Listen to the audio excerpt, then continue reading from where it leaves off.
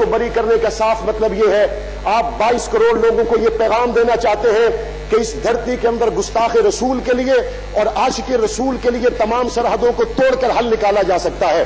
میں دیکھتا ہوں اس ملک کے اندر اصغر خان کیس کا ابھی تک کوئی فیصلہ نہیں ہوا، اس ملک کے اندر ابھی تک جنرل مشرف پر جو چارجز لگے ان کا کوئی فیصلہ نہیں ہوا، لیکن اگر جلدی فیصلے ہوئے یا ممتاز قادری کے ہوئے، جلدی فیصلے ہوئے تو آسیہ ملونہ کے ہوئے۔ کیا وجہ ہے کہ ایسے عشاق کو دن بدن حضور علیہ السلام سے محبت کرنے والوں کو کبھی خون میں نہا کر کبھی عدالتوں سے مایوس ہو کر واپس آنا پڑتا ہے؟ میں دکھ اور افسوس کے ساتھ کہوں گا اس فیصلے کے بعد حکومت وقت کو یہ چاہیے تھا وہ نظر ثانی کی اپیل کی طرف خود جاتی، لیکن وزیر اعظم صاحب کا بیان مایوس کن تھا۔ وزیر اعظم صاحب نے جلتی پر تیل کا کام کیا، اس میں کوئی شک نہیں۔ نواز شریف ہو، آصف زرداری ہو، معاویہ اعظم طارق ہو، سردار عثمان ہو یا ہزاروں عمران خان ہو، رحمت للعالمین کے جوتوں پہ قربان ہے۔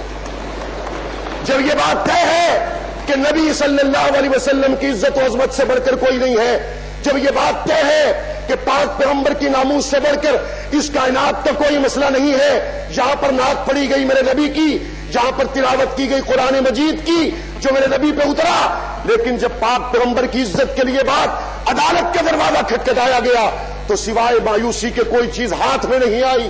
میں افسوس سے کہوں گا ہم قرآن والی امت تو پچھلے دور حکومت میں اور آج کے دور حکومت میں آسیہ کو لانے میں ناکام ہوئے، لیکن وہ یورپ کے رکھوالے آسیہ کو لے کے چلے گئے۔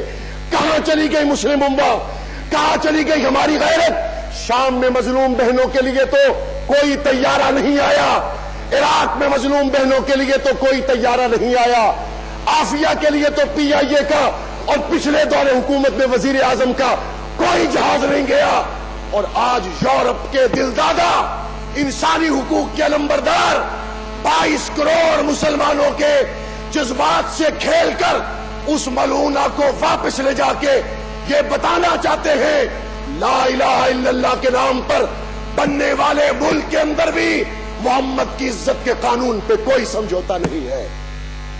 میں افسوس کروں گا، میں یہ اپوزیشن یا حکومت کے لیے نہیں کر رہا، یہ میں اپنی شفاعت کے لیے کر رہا ہوں۔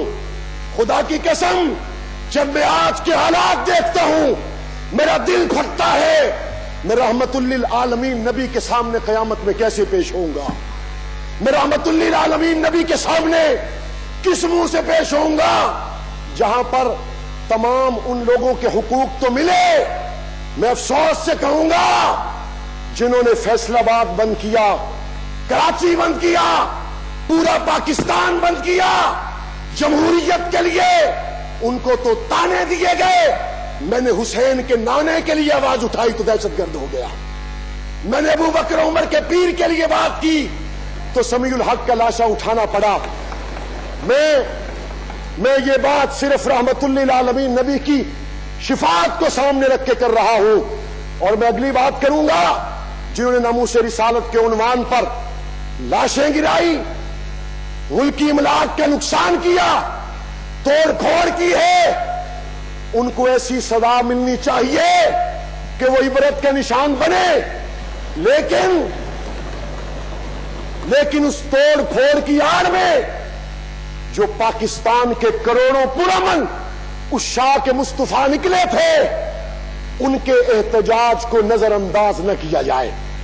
اور مجھے افسوس ہوگا میڈیا مالکان پر، جناب اسپیکر، یہاں چھوٹی چھوٹی خبروں کے اخبار بنا دیے جاتے ہیں، لیکن یہاں پیمرا کے قوانین آ گئے کہ پرامن عشاق مصطفیٰ کو بھی نہ دکھایا جائے۔ اس کا کیا مطلب ہے؟ اس کا کیا مطلب ہے؟ میں میڈیا مالکان سے کہوں گا یہ پیمرا کا نوٹس تمہارے کام نہیں آئے گا، پاک پیغمبر کی شفاعت تمہارے کام آئے گی۔ میڈیا کے منہ بند کر دیے گئے، کسی نے ٹکر تک چلانا گوارا نہ کیا۔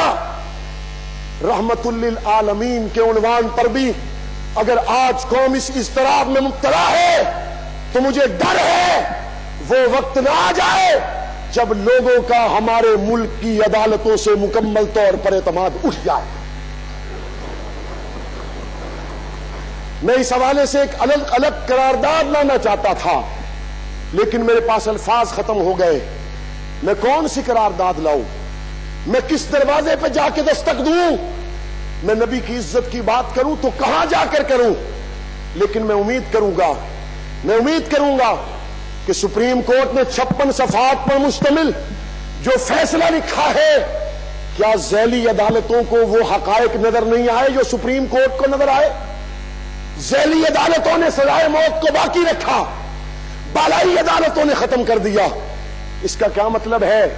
ناموس رسالت حساس عنوان ہے، اگر ذیلی عدالت کے لوگوں نے حقائق کو نظر انداز کر کے اسے حضور کا گستاخ ڈکلیئر کیا تو اس کا مطلب یہ ہے جناب اسپیکر، نیچے والے وہ تمام ججز کے دل میں ایمان نہیں، چونکہ کسی کو گستاخ رسول کہنا بھی ٹھیک نہیں اور جو ہو تو اس کو بچانا بھی ٹھیک نہیں ہے، یا وہ ٹھیک تھا یا یہ ٹھیک ہے۔ آئے حکمران اور میڈیا پر اس بات کو واضح کرے کہ یہ تمام تر سازشیں کہاں سے ہو رہی ہیں۔ اور مولانا سمیع الحق کے قتل کے پیچھے جہاں افغانستان میں جنرل رزاق کا قتل ہوا، ہمارے پاکستان میں وہ بے ایمان موجود ہیں جنہوں نے پاکستان کے اس دشمن کا جنازہ بلوچستان میں پڑھا۔ ہم سمجھتے ہیں جنرل رزاق کے قتل کے بعد مولانا سمیع الحق کی یہ شہادت پاک افغان مذاکرات کے حوالے سے بھی ایک گہری سازش ہے، اور میں امید کروں گا یہ ایوان صرف قراردادوں تک محدود نہیں رہے گا بلکہ ان کے حوالے سے عملی شواہد سے اور اس تحقیق کے حوالے سے بھی ہاؤس کو آگاہ کرے گا۔ اللہ ہمارے گناہوں کو معاف فرمائے اور دنیا آخرت میں ہم پہ رحم کرے۔